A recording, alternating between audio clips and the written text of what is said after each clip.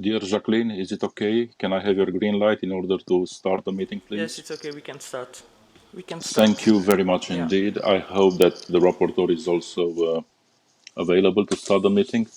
Good morning, dear colleagues, dear guests, dear study group members, and dear 10th section president. Thank you very much for sharing your time with us for this important document we have to discuss today about the societal and ecological impact of the 5G ecosystem.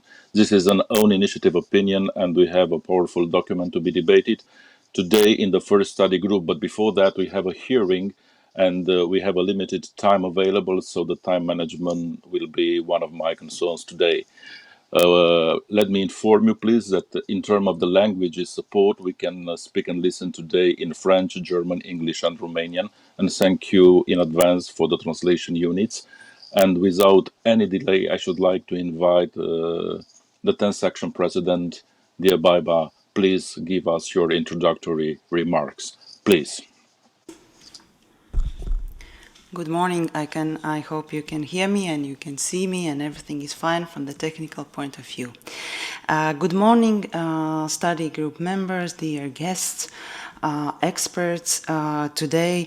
Thank you, study group president Laurentio, my dear colleague, for allowing me to take this intervention in the beginning, in the introduction part. And I would like to open this session of the public hearing. Secondly, I would like to start by welcoming the initiative to place the important 5G ecosystems at the heart of the 10 section work, and particularly I would like to thank our rapporteur Dumitru Furnea for turning our attention via own initiative opinion to this very important topic. The fifth generation of telecommunication technologies, 5G, is fundamental to achieving a Europe's gigabit society by 2025. Of course, the aim to cover all urban areas, railways and major roads with uninterrupted fifth generation wireless communication can only be achieved by creating a very dense network of antennas and transmitters. In other words, the number of higher frequency-based stations and other devices will increase significantly. This raises a question as to whether there is negative impact on human health and environment from higher frequencies and billions of additional connections. You might remember that last year the European Commission addressed the issue of 5G network security, and the committee expressed its view on this document in the opinion Secure 5G Development EU Toolbox. In that opinion, the committee underlined that secure deployment of 5G ecosystems are important. Also, committee considered that in view of the increasing complexity and variety of 5G applications, I would like to give you a little bit numbers. So numbers of 5G networks has increased significantly in Europe and outside Europe since the beginning of 2019. Only 4 countries in Europe have not launched 5G services in the EU. And others did really deploy these technologies a lot in other member states. Well, in the same time, we need to have measures in place to safeguard the cybersecurity of 5G networks and a diverse 5G value chain, technical standardization and certification, foreign direct investments, trade defense and competition, public service obligations, procurement and cyber diplomacy, infrastructure and data security and health safety. Committee asked the Commission to strictly monitor progress in the deployment and real use of 5G and called on the Member States to further accelerate the process and ensure responsible implementation. In particular, committee outlined that it is vital to assess the risk profile of suppliers and apply relevant restrictions for suppliers considered to be high risk. In addition, committee also suggested of having at least 2 suppliers for each country, at least one of which is European, in order to ensure political security of data and respect for health requirements. The Commission communication focused in particular on this issue of cybersecurity and less on the social environmental impact of 5G technology ecosystems. Therefore, a committee opinion, these EU civil society concerns were not addressed comprehensively and in the line with citizens' requests for clarification and also giving further information on these very important dimensions of technologies.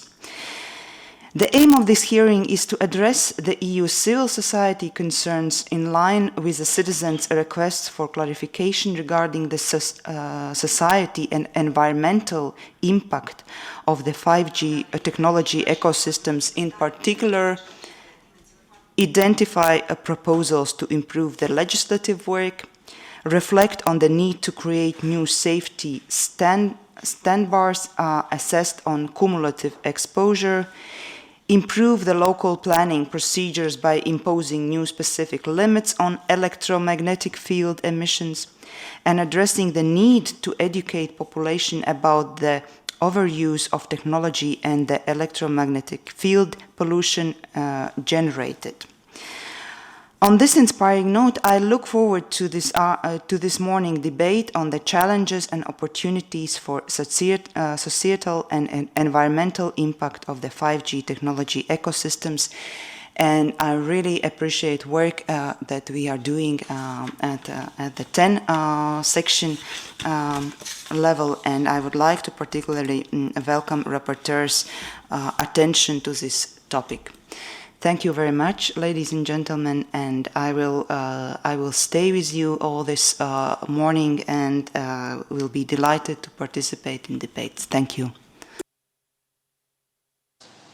Thank you very much indeed, Ms. President and dear Baiba, for these remarks in the beginning of our talks. Before opening the hearing panel, which will be moderated by the rapporteur, Mr. Dumitru Fornea, I should like to have your acceptance in order to try to trigger a little bit the following discussions. We have in front of us today a draft document which is triggering from the social society perspective, which are the risks which are identified and also the concerns to be tackled. And I have to mention in the beginning that the civil society considers that suitable anticipatory governance is needed, applying the precautionary principle to the European legislative process. And this is a topic I believe will be very much supported by the study group. On the other hand, there are some elements which are mentioned in the drafting document. The impact on the people's civil rights, and this is mainly in connection with the access to the data and metadata of consumers and individuals. There is also to be discussed about the impact of the 5G ecosystem on the environment. And it is to be mentioned that with the rollout of the 5G and the Internet of Things, billions of new 5G networks, elements and household goods, electronic and white goods facilities, etc., will be added to the category of electronic waste. From this perspective, the rollout of the 5G technology generating massive amounts of waste could clash with the principles of the circular economy, which is based on the concept of zero waste. Another topic in the draft opinion is the impact on the human health and living organisms. The electromagnetic hypersensitivity or electromagnetic intolerance is an illness which was recognized quite recently in some member states. Another topic which can be touched today in our hearing is related with the following elements: the right to cognitive liberty, regulation of technical and ethical aspects, creation of an improved legal framework on the liability of 5G equipment producers and 5G network operators, the European regulation of the legal framework for data protection and sovereignty, particularly biodata, with a view to human bodies, augmented with nanometric and medical technology, and the right to have a guaranteed digital identity, given that 5G technology is switching to Internet Protocol. Thank you very much for your kind attention. I should like now to invite the rapporteur, Mr. Dumitru Fornea, to moderate the panel and to invite the guests to deliver their inputs on this very challenging topic. Mr. Fornea, the screen and the floor is yours. Thank you very much.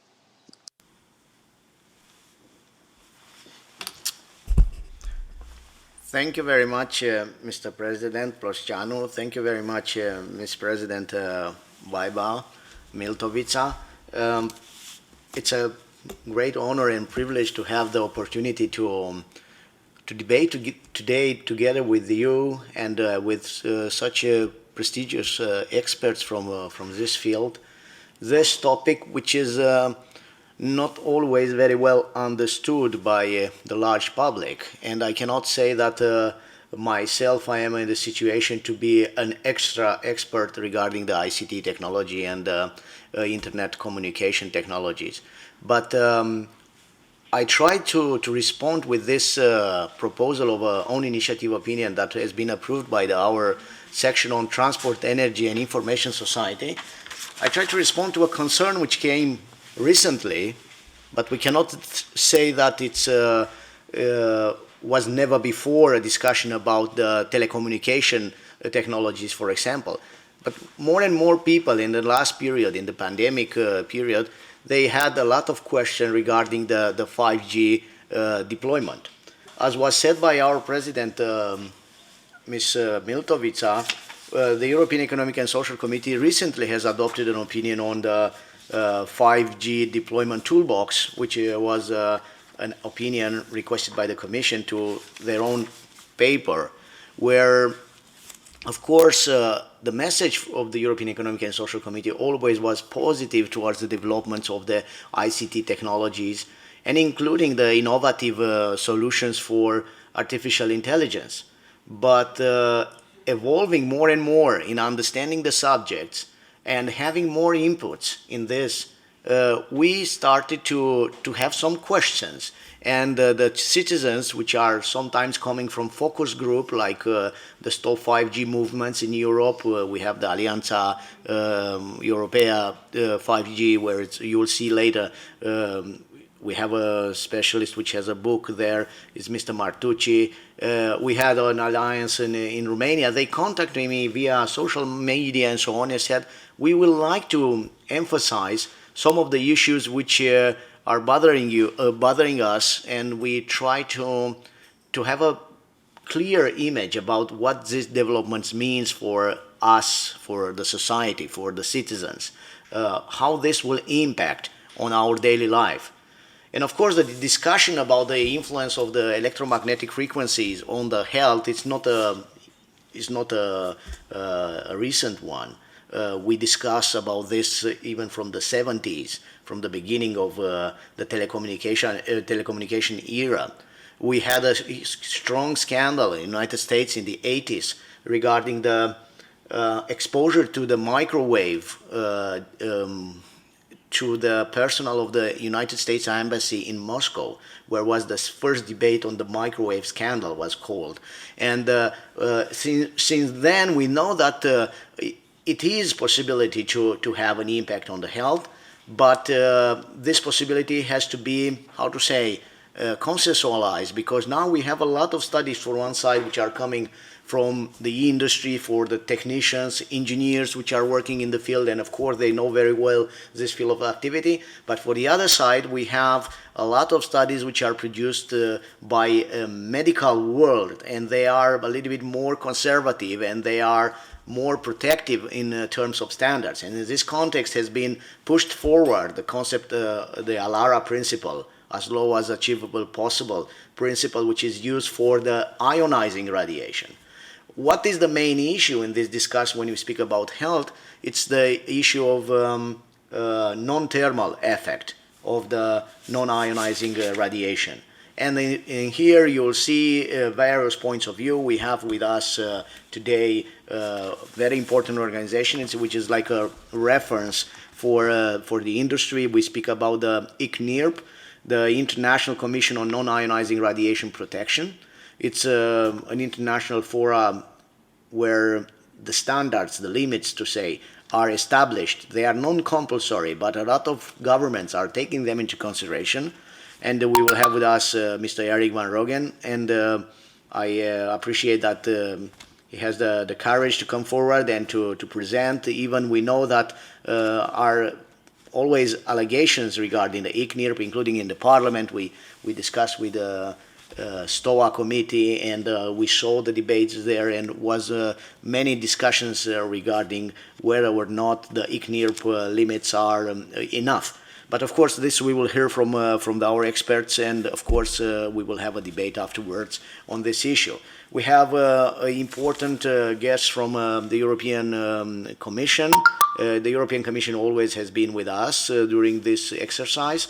But what we are asking to the European Commission is to have an interdisciplinary approach regarding the 5G networks, which are much more different from our point of view. And our president and president of the working group has expressed the concerns of the high density. It's different technology which has not been assessed in various dimensions.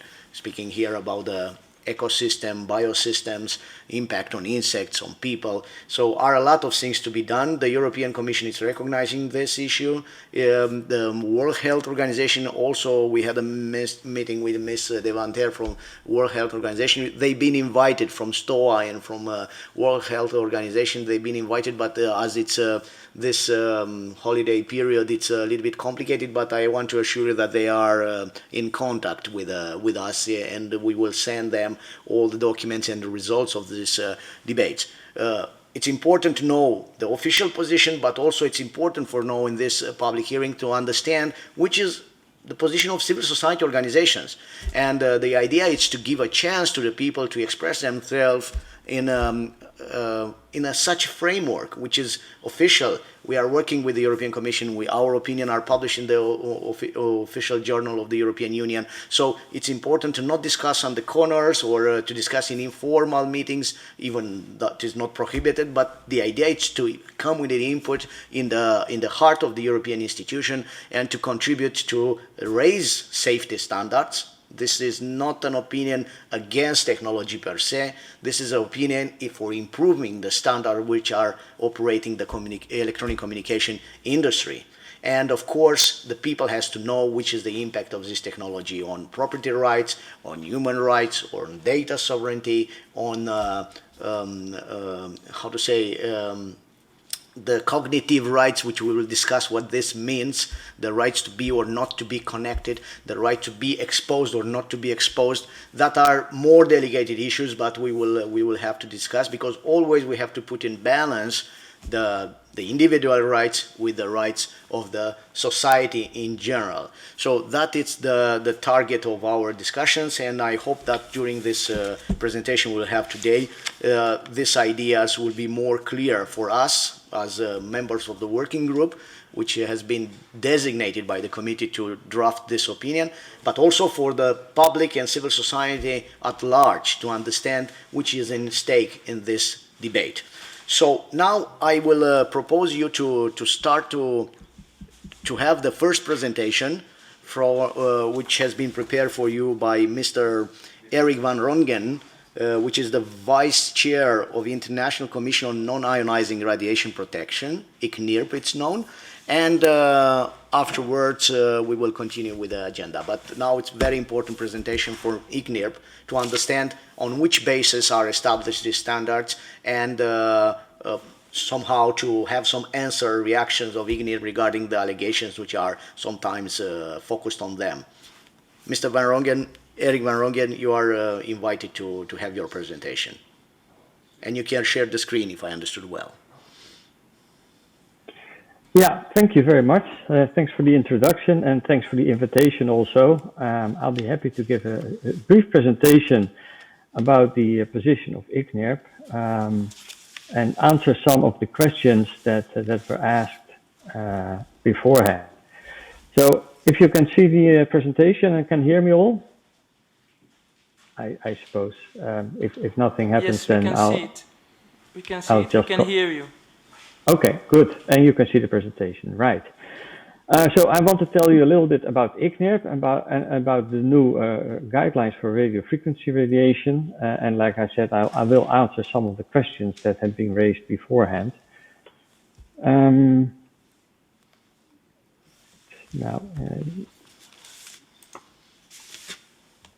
Unfortunately, there we are. I'm sorry, the slide didn't want to change. So first of all, what is ICNIRP? ICNIRP, the International Commission on Non-Ionizing Radiation Protection, is an independent group of scientific experts. We all work in universities and large research institutes. We are not affiliated with any commercial or industrial enterprises. Actually, it's a requirement to become a member of ICNIRP that you have not had any formal connections with any commercial enterprises in the past 3 years before you want to become a member.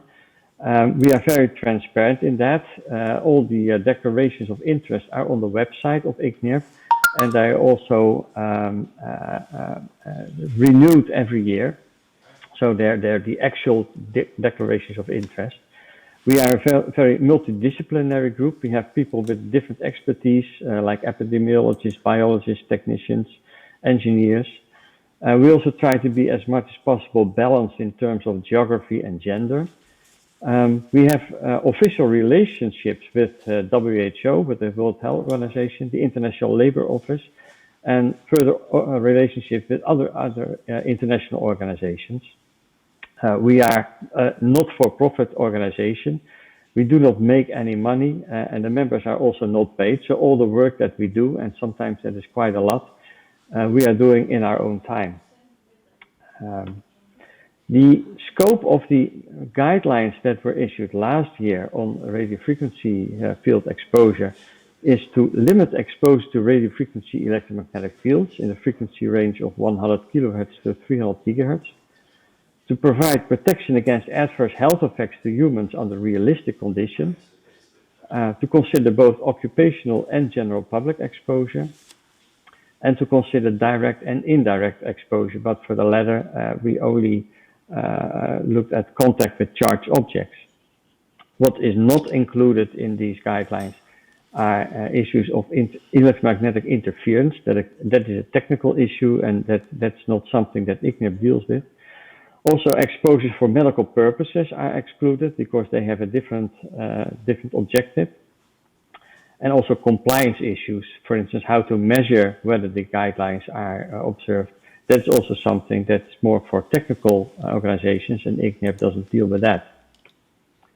So the scientific basis of the guidelines are a number of reports. First of all, a draft report of WHO, a sort of a large review that has not been published yet. WHO is still working on that. Also a published report of the Scania and several reports of a Swedish radiation protection organization, as well as original papers that were more recent and were not included in any of these reports. It's an extensive body of relevant literature, which ranges from cellular studies, in vitro studies, to cancer epidemiology, and also a lot of human and animal experimental studies. What we used from all those reports were only the scientific data, not the conclusions. Some of these reports made conclusions about any effects that they observed, but we did not look at the conclusions. We only used them as sources for scientific data. And the conclusions were made by ICNIRP itself. So we did an evaluation of all the scientific data, considering all the available data, and we concluded for ourselves. And what are the conclusions from these data? First of all, that the only evidence of potentially harmful effects come from temperature elevation above thresholds or thermal effects. And the other one is nerve stimulation. That is something that occurs mainly with the lower frequencies. It has been described in the low frequency guidelines that were issued in 2010, and it was not further considered separately in these guidelines. But it's important to understand that both the low frequency guidelines and the high frequency guidelines need to be observed in order to maintain safe levels of exposure. We also concluded that there is no evidence that radiofrequency electromagnetic fields cause diseases such as cancer.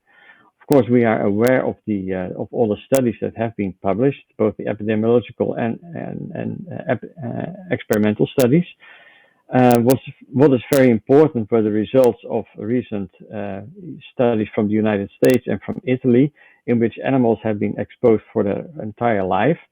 And in some cases, an increased rate of some cancers were observed in these studies. But we did not think, for several reasons that were described in a note that was also published, that these studies were convincing enough to come to the conclusion that there is indeed a relationship between RF exposure and cancer. There is also no evidence for other non-thermal adverse health effects of radiofrequency electromagnetic fields. There are non-thermal biological effects possible, but these biological effects do not form a basis for exposure restrictions. For that, we need to have adverse health effects. And these biological effects may also occur as a result of other normal activities. And it's important to note that a biological effect is not necessarily an adverse health effect. A biological effect may result in an adverse health effect if the compensatory mechanisms in the body are not enough to compensate for the effect, but under normal circumstances, that is not the case. There were also some questions about cumulation. First of all, cumulation of effects. There is no cumulation of adverse health effects with exposure time. If you expose somebody for 1 minute or for 1 hour or for 24 hours, there's no accumulation of adverse health effects. There is a time factor in the exposure guidelines, but that is meant for compliance assessment, and that is based on the time to reach a thermal balance. So it's not sort of a maximum time that people should be exposed. The limits are considered to be safe levels for continuous exposure, 24 hours per day, 7 days per week. What we do have is the effect of accumulation of exposure. In all cases, the contribution of different sources has to be added to assess total exposure, because total exposure is what in the end matters. And in order to sum the contribution of different sources, there are summation formulas in the guidelines, and these have to be applied in order to assess the total exposure. There were also questions about signal times. Well, these guidelines apply to all signal types, whether they are continuous or modulated or pulsed, and to also to all signal forms, whether you have omnidirectional antennas, just like in 3G and 4G systems, or beams, like some antennas in 5G systems will use. Like I said earlier, it's the total exposure that matters. Concerning 5G, the RF guidelines that ICNIRP issued are technology independent. They also apply to 5G, but they're not specifically aiming at 5G or 4G or whatever. We did not search for 5G specific studies because there was no need to do that. If you are looking at the technology independent guideline, of course, there are some studies included in the entire database that apply to frequencies that are used by 5G, and these have been taken into consideration in the totality of the studies. In fact, there are not many differences with the 1998 guidelines for the lower frequencies that 5G is going to use, 700 megahertz and 300 gigahertz. But there are some differences for the upper frequency, the 26 gigahertz. In this case, in the new guidelines, we apply whole body SAR, specific absorption rate, while in the older guidelines, this was not the case. And for local exposure, we now apply the absorbed power density, while earlier it was the incident power density. And also the power density is dependent on the surface area. This is getting a little bit technical, but it's just to indicate that there are some differences between the older and the newer guidelines. Then there were questions about populations. Like I said earlier, we make a distinction between the general population and workers and occupational exposures. The general population covers all people that are not considered to be workers.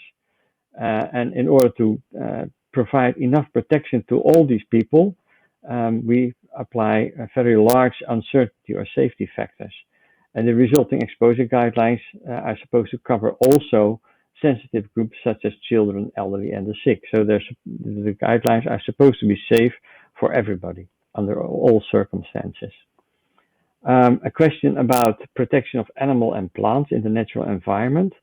Well, the problem is there that there is not enough scientific information to set specific exposure guidelines for natural environments. The assumption at the moment is that human levels are also protective for animals and plants, but we're not sure about that. And that's why ICNIRP has established a working group that is getting into more detail and may provide a report on what is known about the effects on natural and animal and plants in natural environments, and also whether it might be possible to provide specific exposure guidelines for these organisms. Well, that's it. Thank you for your attention, and I'll be happy to answer any questions. I'll stop sharing now. Thank you very much, Mr. Erik van Rongen. I must tell you that Erik van Rongen graduated in biology at the State University of Leiden in the Netherlands in the 1980s. Subsequently, he performed research on tumor and normal tissue radiobiology at the Radiobiological Institute of the Netherlands. He has been serving ICNIRP, the International Commission on Non-Ionizing Radiation Protection, as a consulting member since May 2001, as member of the former Standing Committee Second Biology since November 2006. So currently he is, as we said before at the beginning of the meeting, ICNIRP Vice Chair since May 2020. Thank you very much for being so short in presenting, but also comprehensive in message. We sent you, for the people has to know that we sent before a list of questions for ICNIRP, and we hope that with this was some answers. But if it's possible, it will be very nice to have it also received by written, because we want to introduce to the documents that are presented to us during all this consultation exercise. Now I will propose you to see the other side, to see the people which they put in question the ICNIRP standards, and not only the ICNIRP standards, but in general they have a lot of questions regarding the rapid development of this technology, and not because they are pessimists, because technological pessimists, because speaking with many of them, I realize that they are engineers and they are from technological field. So we cannot say that they are humanists, which they don't have an idea about technology and so on, but still they have questions regarding the working methods for establishing these standards, or the working methods of the industry and so on. So I propose you to listen now Maurizio Martucci. If it's possible, we need assistance from the Secretariat, which is the representing the Alianza Italiana Stop 5G, but also he is the president of the European Stop 5G Alliance. It's an organization which is quite present these days, including in the Parliament, in the STOA committee, but also in relation with the Commission. And we give in this way opportunity to listen their message in this expert hearing. Please, Mr. Martucci.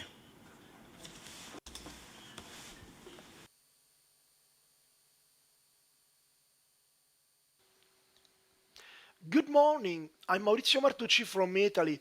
I'm an investigative journalist and author, and today I'm speaking on behalf of the European Alliance Stop 5G and the Italian Alliance Stop 5G, predicting the social and ecological impact of 5G ecosystem is such a wide and radical task that I've had to make it the subject matter on investigative book. I've tackled the issue by analyzing the dark sides of 5G, not only in terms of health and environment, but also in terms of privacy and social control. I've exposed the real purpose of the race to the Internet of Things. Its real aim is to create the Internet of Bodies using 6G, because this is what makes transhumanism possible. Towards posthumanism. Transhumanism is the merging of the physical and biological with the digital world, and this cultural and philosophical approach is supported by supranational bodies like the World Economic Forum.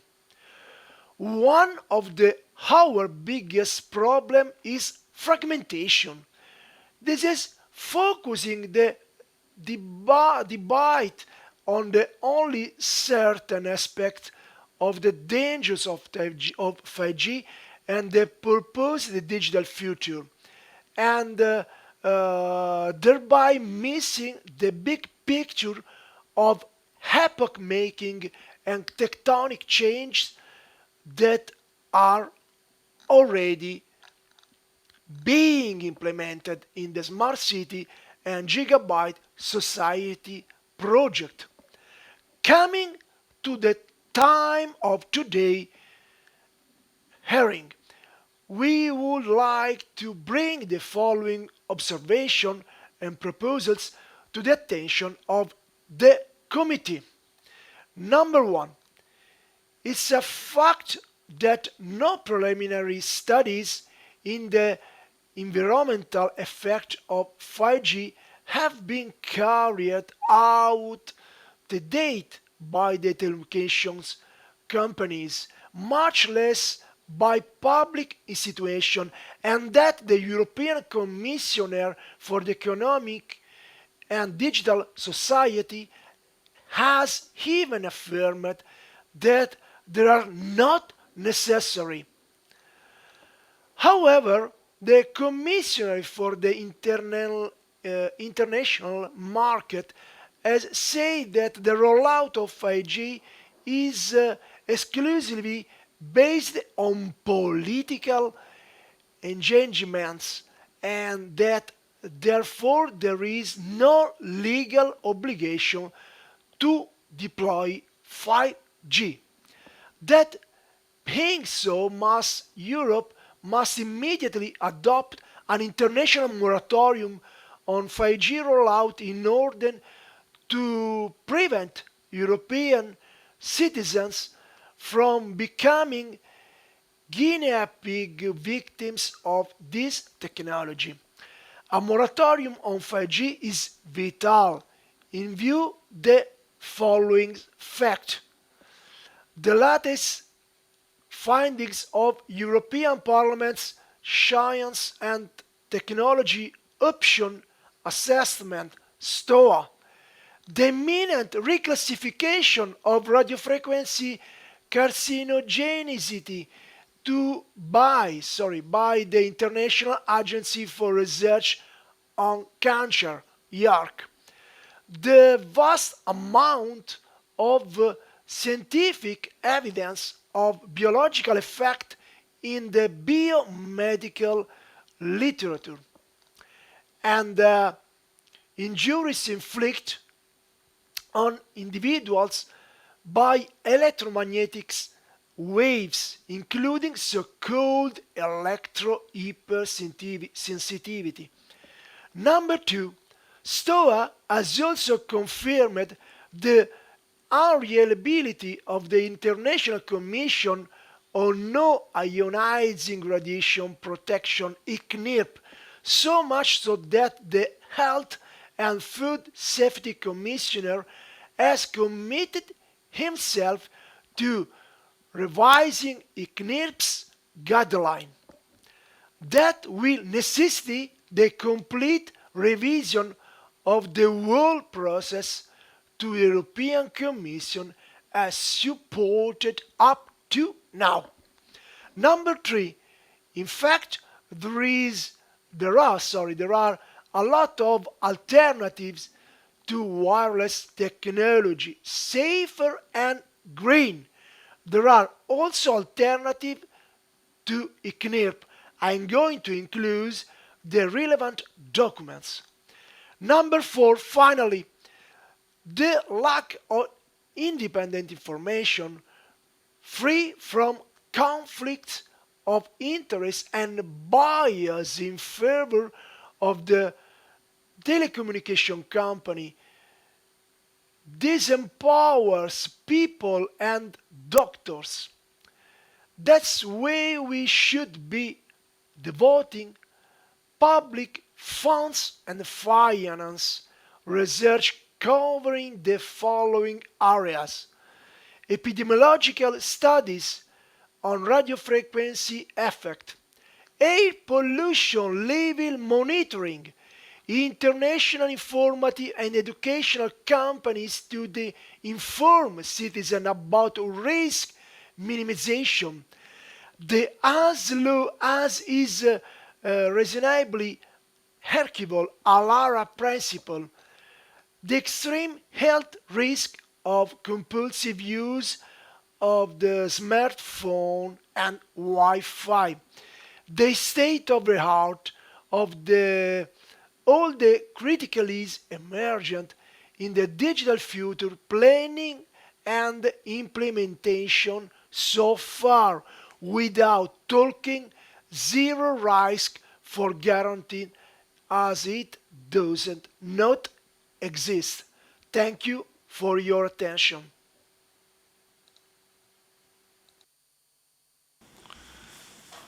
Yes, we heard how to say the position of 5G European 5G Alliance, Stop 5G Alliance, and now we want to continue because we want to have everything in the package, and afterwards the Commission and the representative of the industry will have also the possibility to react to this points of view. I invite immediately Ms. Madalina Apostol, which is the spokesperson Coalition Stop 5G Romania.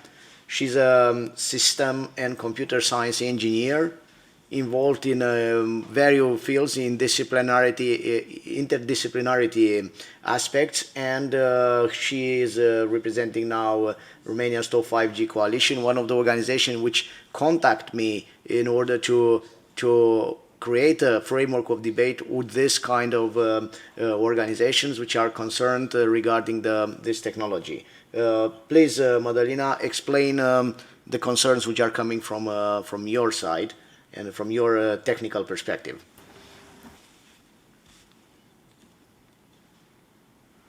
I hope you can share the screen. You have to press the speak button. She's sharing.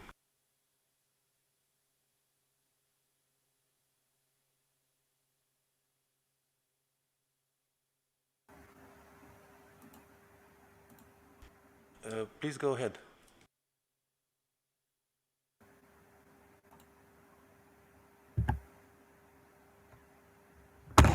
Thank you. Do you hear me?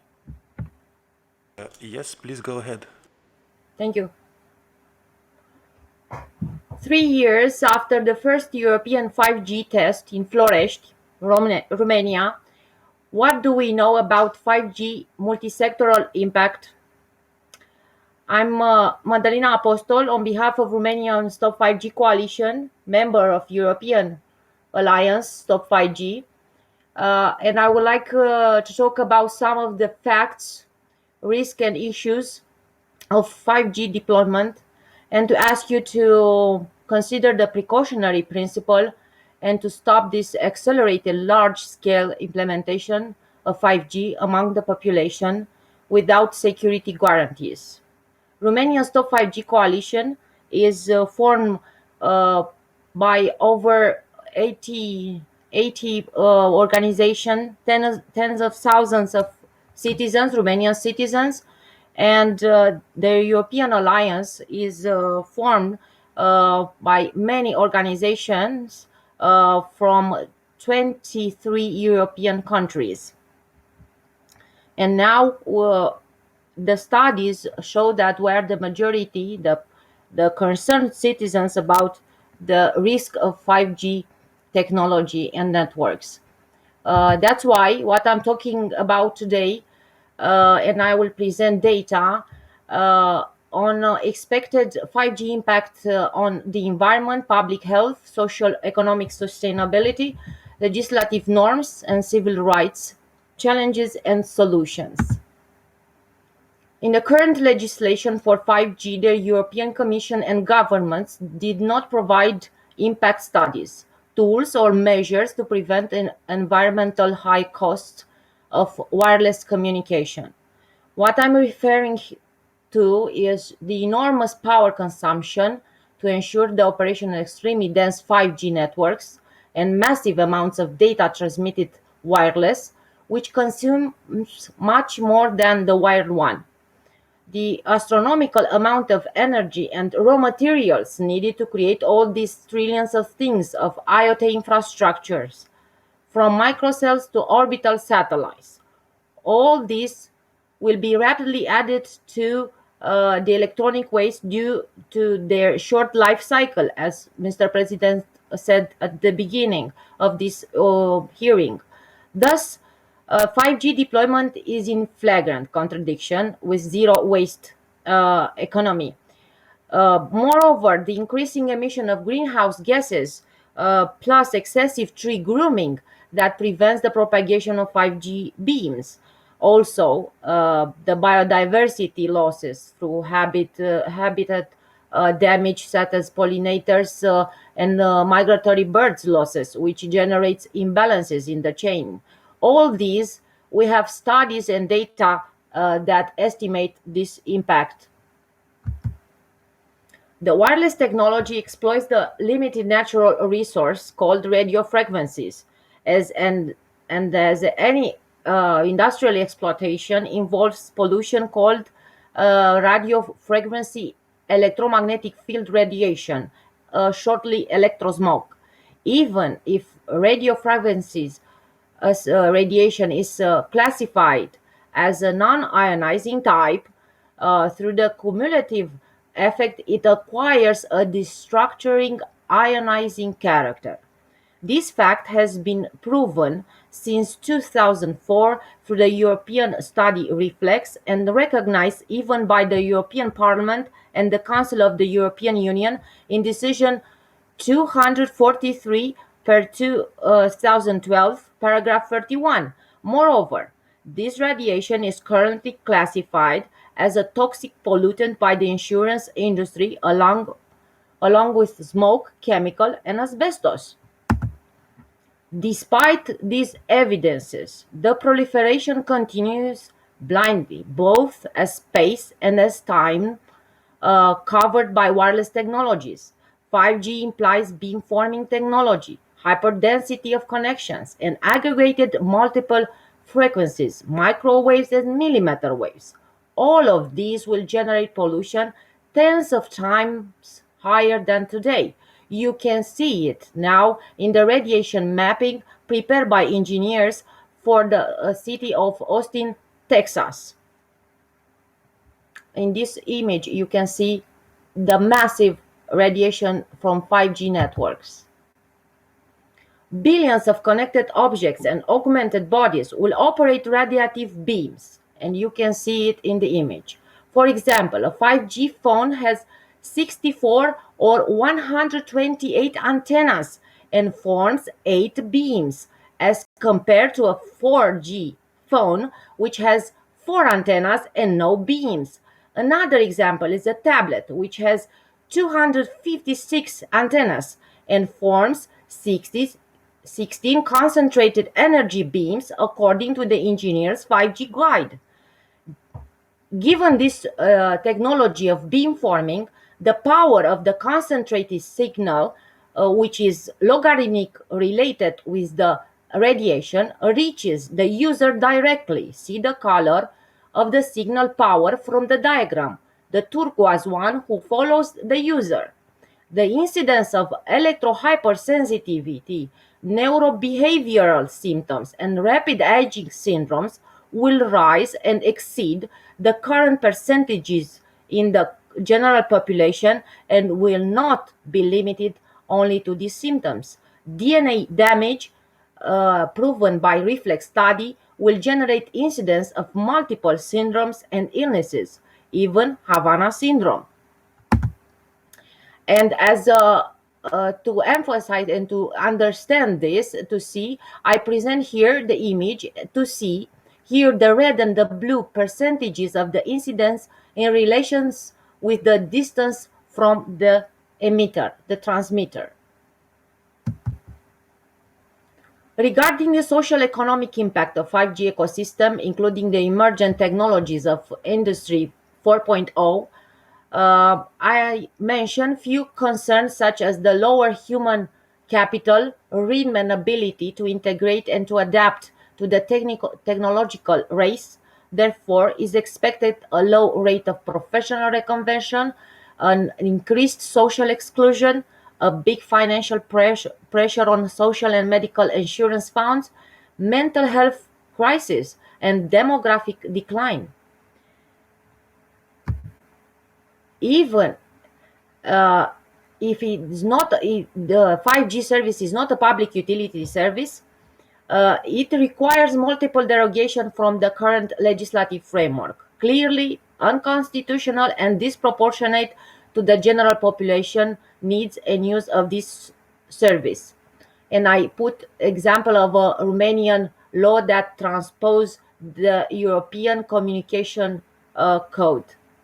Moreover, since the beginning of 5G deployment, several legislative norms have been circumvented, among which I mentioned the lack of impact studies, the lack of transparent, wide, and impartial debates. Vulnerable categories were totally ignored by the current legal framework. Multiple natural and civil rights are already affected, such as the right to life, physical and mental integrity, healthy environment, the right to equal rights, the right to private property, consumer rights, the informed consent, the administrative autonomy of mayors, private and family life, freedom of association, freedom to dispose of one's own body, and freedom of conscience. Human sovereignty is now eliminated. In conclusion, firm and immediate measure must be taken to protect humanity and the environment in accordance with ethical requirements and international agreements. And under no circumstances should we be blinded by immature enthusiasm to accelerate the deployment of invasive technologies such as 5G or 6G.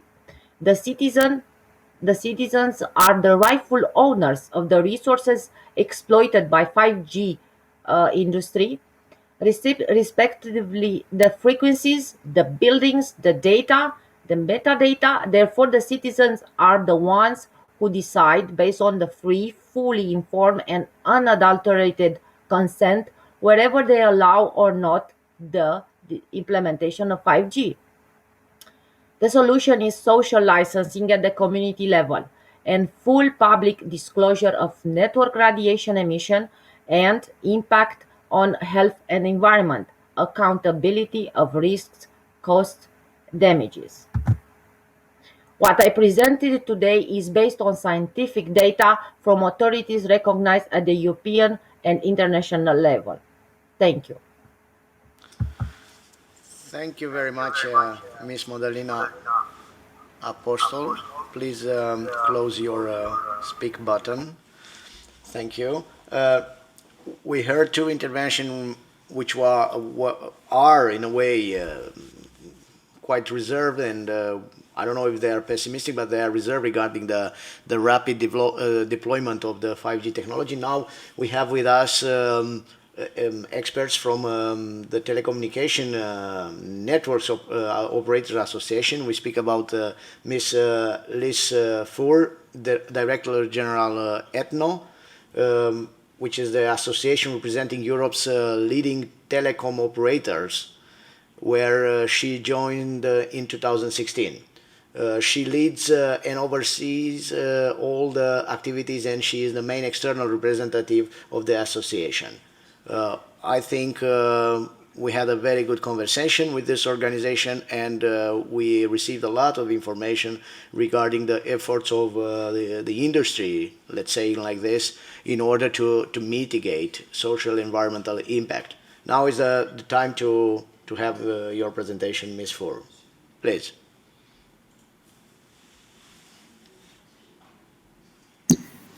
Thank you, and thank you for allowing me to represent ETNO today in this hearing.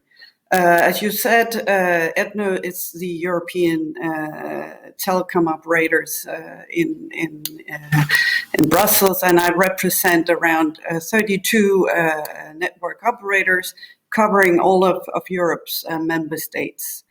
So I think today the dialogue is extremely important, and I really welcome that we see all kinds of stakeholders, and we have this multi-stakeholder approach to what 5G is, what are the benefits, are there any risks, and we need to explore all of this.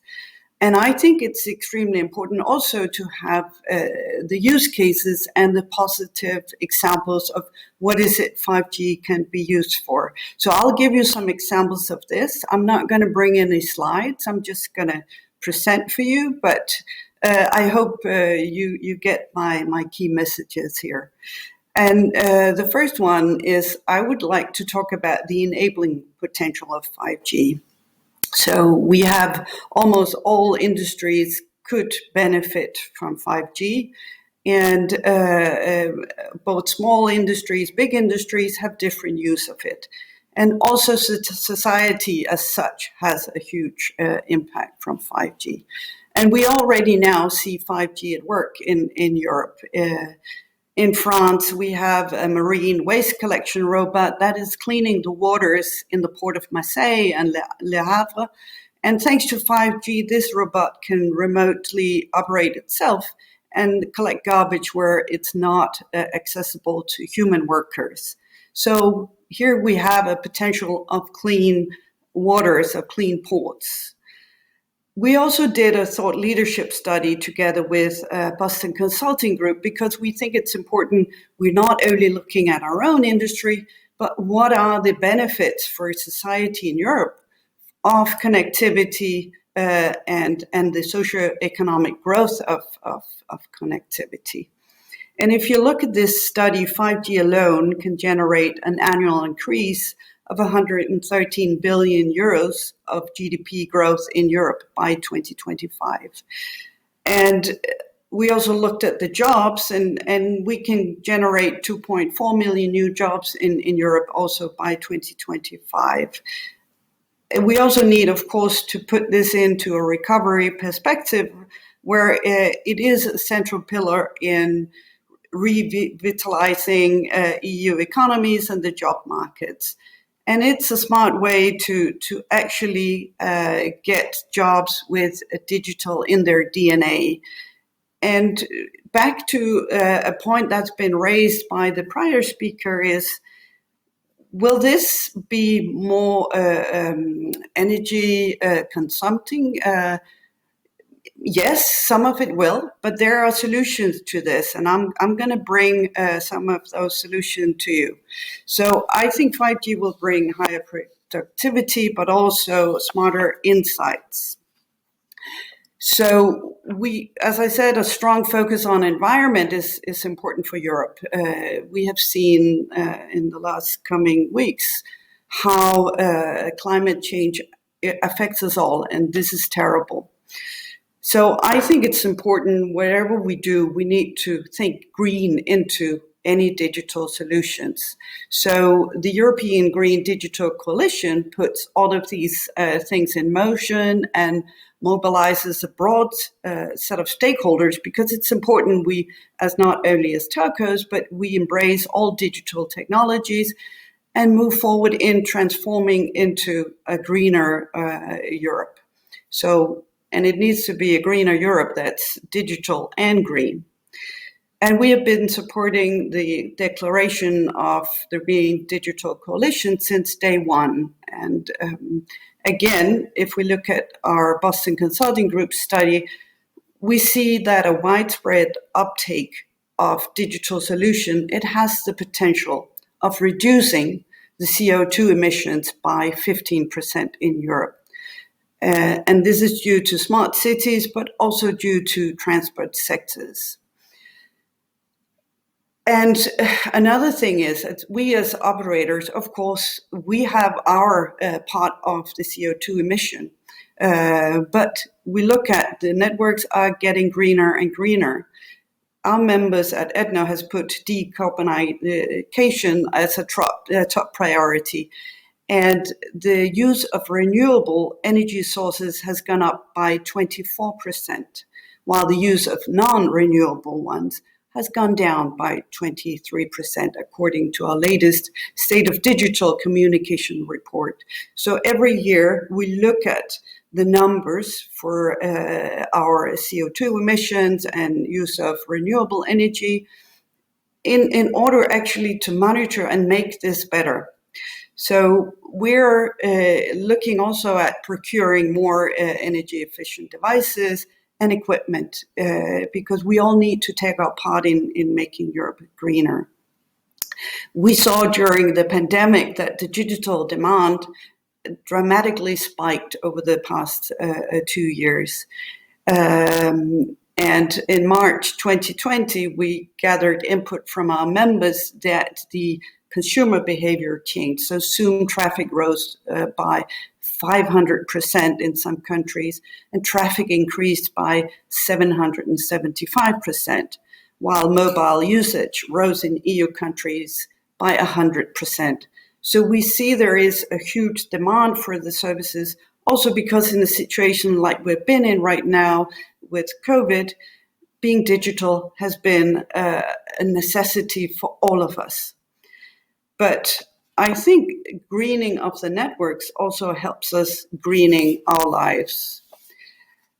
The last thing, which is equally relevant and what's been also a main topic today, is health and 5G. So I have some practical examples of where 5G helps health. We have in the UK, we have ambulances that are connected to 5G, where patients in severe conditions can actually have the right doctor help them receive critical care in the ambulance while they're transported to the hospital, which increase high rates of survival for all. We also have examples of a mammography truck in Sweden, where they actually drive out and do the mammography of women and breast cancer in the small cities there. So they have seen that 20% of the screenings are not happening because it's too far to travel. But if the doctor and the nurses are coming to the small cities, you actually see that more patients get screened, again, with a higher survival rate of women with breast cancer. Again, we look at mobile frequencies that have been studied by scientists for decades, including also 5G. And we consider ICNIRP as a guardian of safety principles, protecting people against any health hazards related to electromagnetic fields. Also including, of course, those used by and planned for 5G. We know, and you've seen, ICNIRP works with the WHO and International Labour Organization, and I think Europe applies some of the most rigorous health and safety standards. And we as operators, of course, also follow those latest developments and guidance prepared by the European and international scientific community. And we do, as operators, also endorse the European approach of safety as the highest standards. That being said, I'd like to close my intervention by endorsing Ursula von der Leyen's message in the State of Union speech, where she said, "The world I want to live in is a world where we can use digital technologies to build a healthier and safer and greener society." So that was my intervention, and I'm happy to answer any questions. I think this is a very timely and important discussion, and thank you for inviting us. Thank you very much, Ms. Ford. Very much appreciated this information to balance the debate. We have now, immediately, we will pass to Mr. Peter Strackman, Head of Unit Future Connectivity System DG Connect from the European Commission. Mr. Strackman, it's managing the Commission's policy on 5G communication systems and the related research and innovation program. Mr. Strackman sent us comprehensive material regarding the theme today. This material will be available. All the material which has been sent by speaker will be posted on our webpage. Please, Mr. Strackman, let's have this, let's say, like a conclusion presentation afterwards. Maybe we'll spare some time also for a few questions if the interpreters will help us, because we lost 10 minutes at the beginning. Mr. Strackman.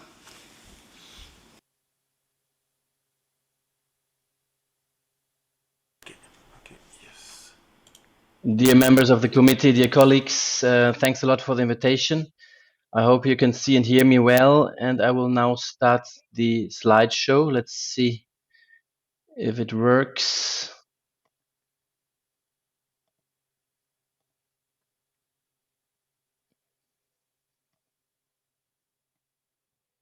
Yes, we can see it. Okay, let me see if I can make it bigger. Very good. Okay, so a lot has been said. I just wanted to give an additional framing to update you a bit on the latest policies in the area of 5G and 6G. 6G also has been mentioned by some of the speakers, so that fits well. Indeed, we're now in the phase of a commercial launch of 5G in Europe. Most of the member states have launched, or the operators there have launched 5G.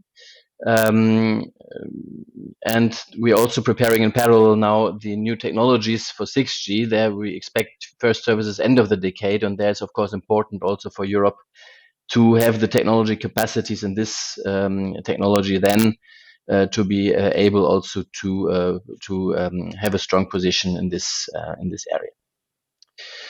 So just quick update on the 5G strategy, the current environment of recovery we're all aware of, so the need for the digital and green transition and have a forward-looking recovery. Cybersecurity toolbox and Open RAN, I won't go into detail because the time is a bit short, and I will just explain you a bit also what we're now doing on 6G. So the framing strategy since March this year, updating actually our policies in light of the pandemic and the need for recovery, is the digital decade strategy.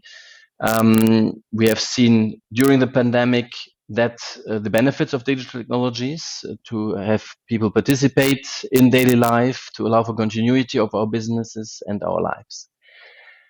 We have seen that digital sector is critical for the economic recovery, and also, as said in previous presentations, basis for climate action, for a circular and resilient economy in the future.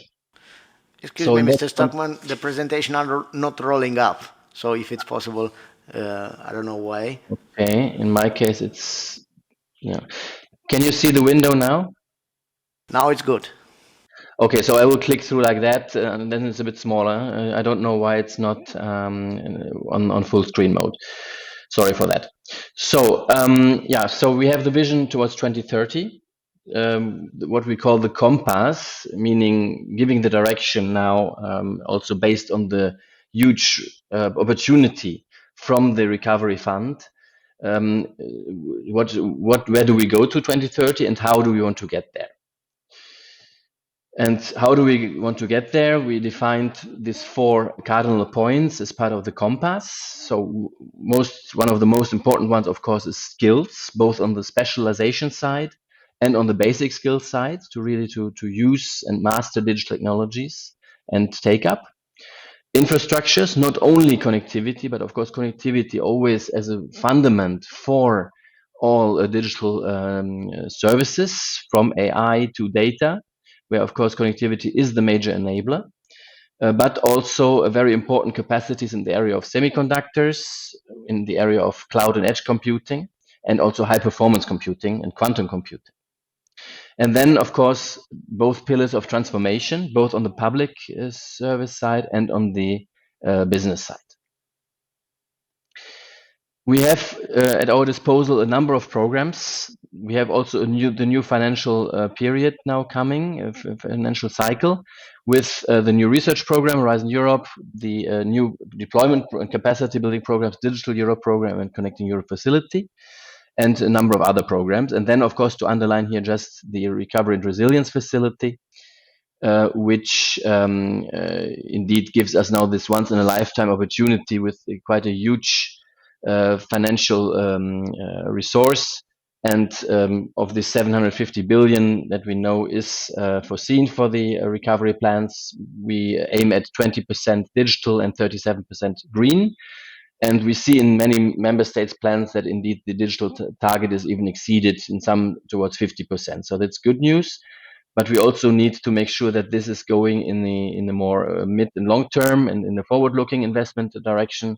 And there we have a number of flagships that we recommended. And in the area of connectivity, that's this Connect flagship with basically a vision for 2030, fiber everywhere for everyone, and 5G in all populated areas. So this leads us indeed within this framework to the updated 5G strategy. We already mentioned in the opening speaker that we have the targets for 2025, the gigabit targets, and here the coverage of all urban and transport paths. And now coverage in populated areas. So it's important.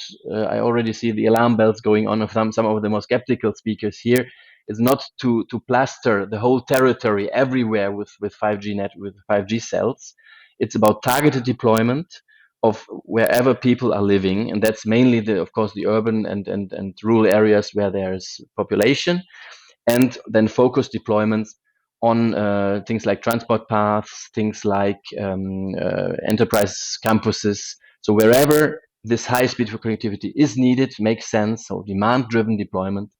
We will see this deployment, but not artificial multiplication of 100,000 of base stations, as we see it sometimes also in the Asian regions. So in Europe, we take here a more demand-driven approach, a market-driven approach. But we want to see widespread 5G rollout, because we have seen also now in the pandemic especially that it's an entry ticket. The connectivity is the entry ticket to the digital society, and we need to have everyone has to have the possibility to participate in this digital life.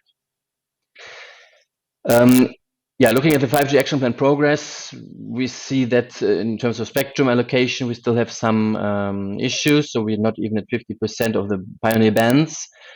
And we also see the number of new cell deployments are limited. As I said, we might not need it everywhere, but certainly we're expecting, if we have these opportunities for high quality services, we expect them, of course, to be available at least in the urban areas and not only around the station. So what happens in the moment is that operators deploy, they use the existing sites basically, and they add 5G modules. And that is, in some cases, leads to the fact that then the network is not designed for the higher frequencies, and you only have a bit of a hotspot performance and not a real full coverage. So there, in some cases, there is a density, increased density that is required, and this will of course happen to some extent. But here again, we won't see deployments where we can expect millions of new sites. Of course, we also have to recognize that these cells are, if we look at densification, are smaller cells with lower power, and they have usually less strong fields if they have lower power. We also have what was shown before in some presentations, the beamforming, where we also only transmit to the direction when it's needed. Of course, maybe a bit more densified to get the high speed across to the user, but only when it's needed. Okay, then, yeah, I already mentioned a bit of that. So we see a commercial launch has taken place in 25 countries. We only have now Portugal and Lithuania that hasn't any commercial launch. All the others have at least one operator. Sorry, it's a bit small now, probably. But what is important to see, it depends a bit on which bands are used. There were a lot of discussion about millimeter wave also in the presentations today. We don't see much millimeter wave deployment in Europe yet, and we don't expect it also in the next few years. Of course, they are also covered by the ICNIRP guidelines as presented this morning. But in the moment, we see more frequencies that we already use today that are in the range of what we also use for Wi-Fi networks, for example. So it's the mid-band spectrum and the low-band spectrum that we use for 4G. So in that sense, we don't see in the moment in these deployments a massive change of the frequencies used and of the type of electromagnetic fields that we observe. Yeah, so I already mentioned here in some countries where the spectrum has not been assigned, they're using even 4G spectrum, like in Belgium, for example. In the moment, they are using this dynamic spectrum sharing, where actually you use 4G spectrum to do 5G service, so it's not a real 5G in that sense. And in other countries, you use pioneer bands or the combination of the 4G and the pioneer bands. Of course, all 4G spectrum in the future can, of course, in principle, be used for 5G services. Okay, we're also reviewing now in the context of digital decades our policies. We already had another report also from this committee on secure 5G deployment, which is, of course, important. The Green Deal is a very important point. How can these technologies indeed enable the green transition? So in that sense, it's a twin transition between digital and green, and we indeed see a lot of potential in certain sectors to reduce carbon emissions, to have much more efficient, energy efficient sectors. So that's the plus side. Then of course the networks, especially if you use a lot of data centers and more data, and if the data grows, data would also grow on 4G, even if we wouldn't deploy 5G. And 5G has the means to carry the data more efficiently, also more energy efficiently. That's an important point. So here we see, of course, some more energy consumption. But overall, if we see the potential that these technologies have to reduce energy and carbon footprint, there's certainly a big plus in terms of potential savings. Okay, so this one I won't, because time is running, so you will get the slides and you know probably the toolbox, and this is not so central to our debate today. Just to remind that now worldwide initiatives in the area of 6G are starting. Of course, technology continues to evolve, and now is the time where the researchers ask themselves, what possibilities do we have, what potential and technologies do we see, and do we have to rethink the principles of networking towards 6G? There are even US this time, in 5G they were a bit more hands-off, are quite active with a number of programs. Japan, Korea and China, of course, as usual, very ambitious.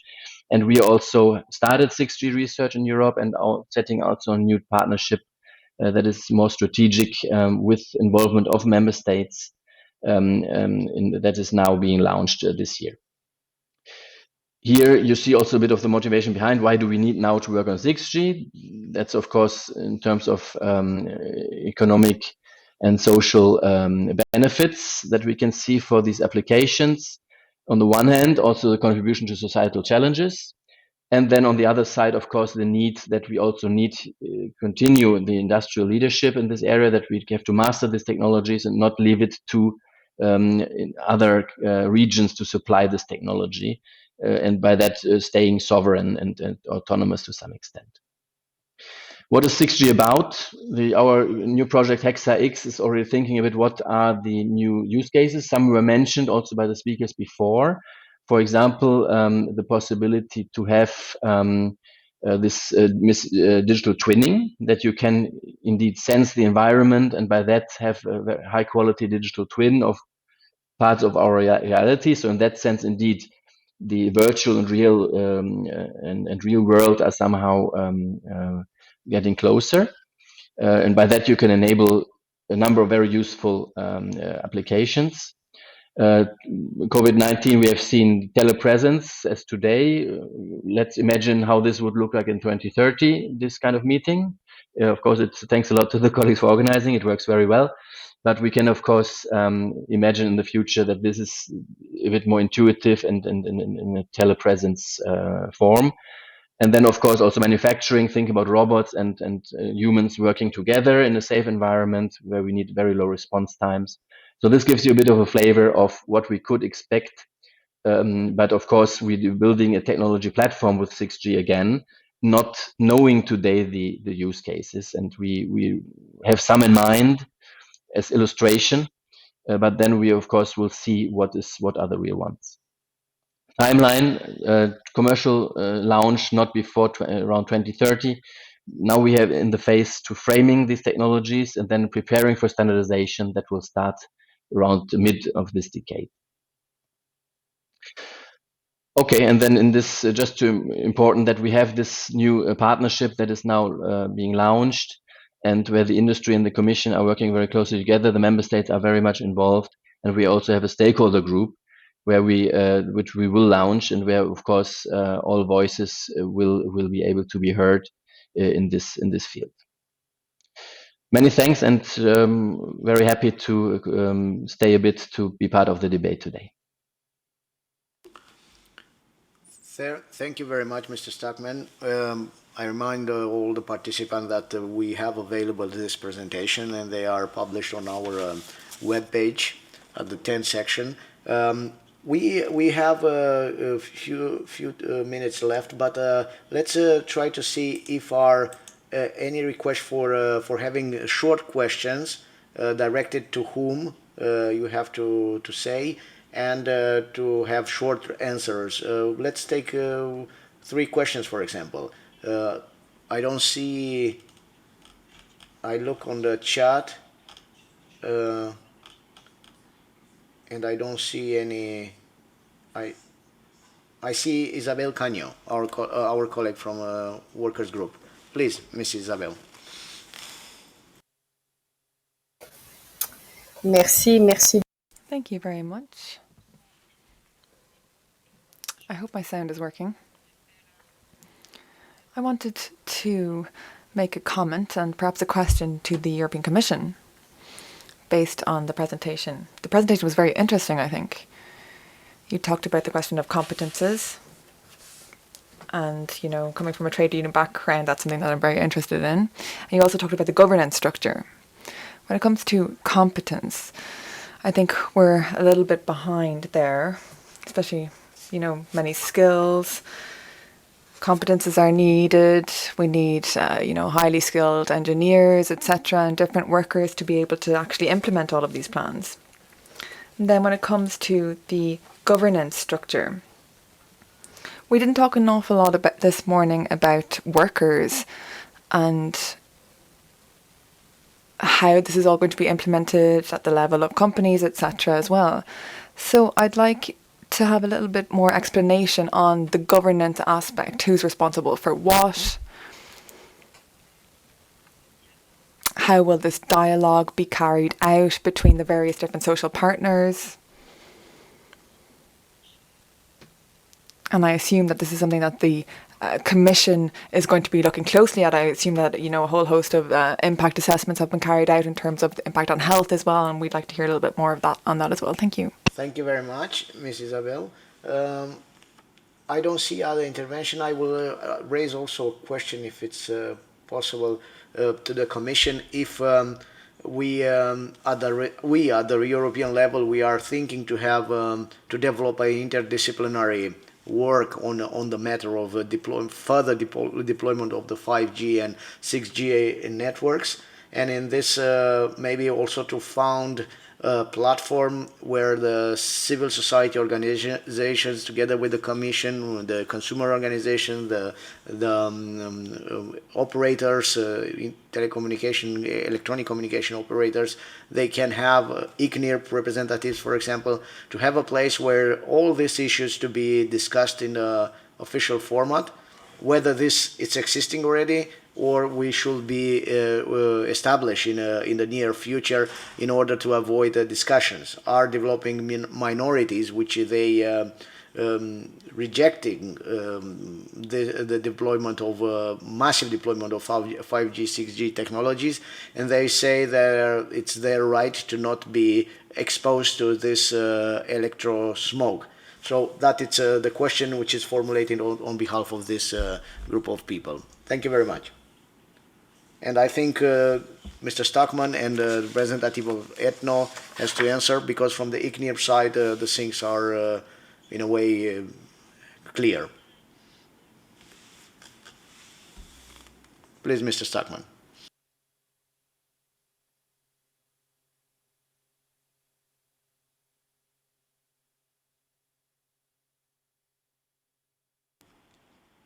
Can you press the speak button, Mr. Stockman, please?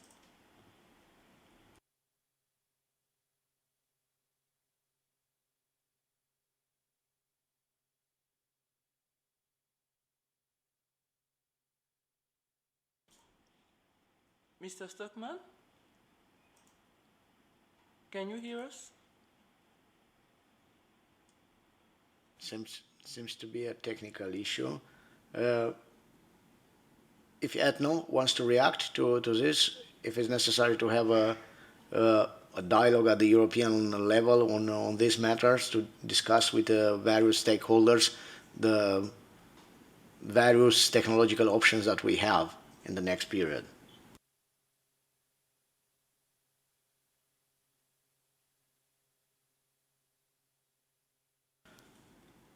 So I don't think it is possible to connect with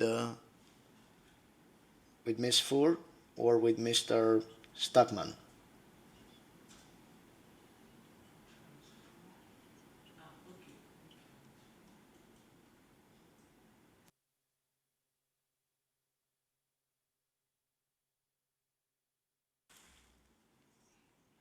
We don't have sound still.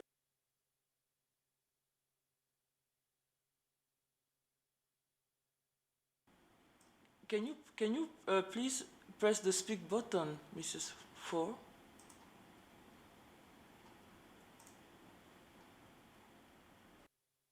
Can you speak, please?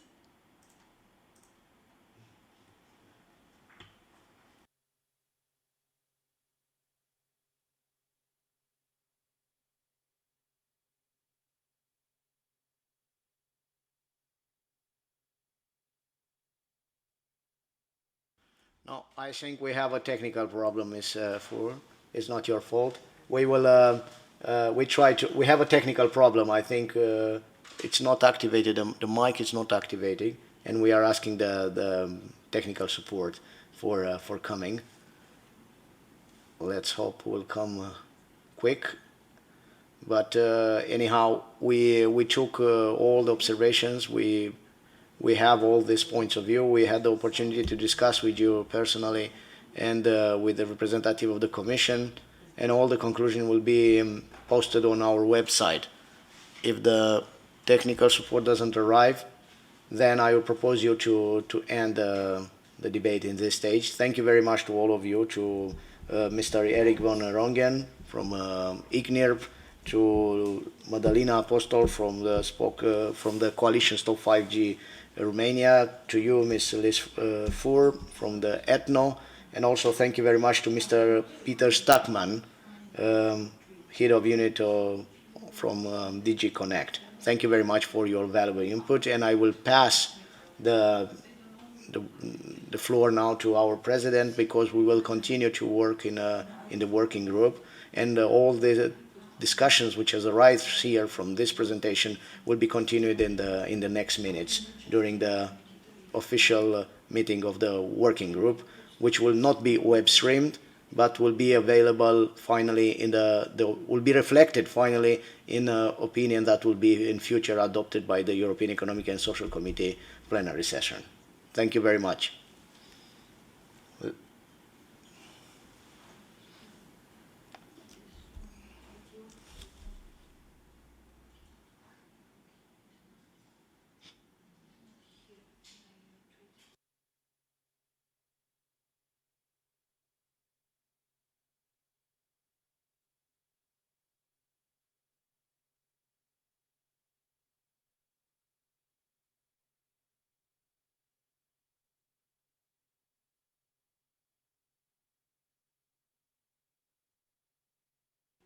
Mr. Proșcanu, can you speak now?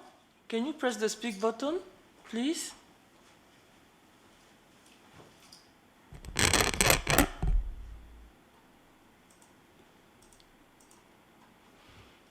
I don't know. I can't hear him. Am I the only one?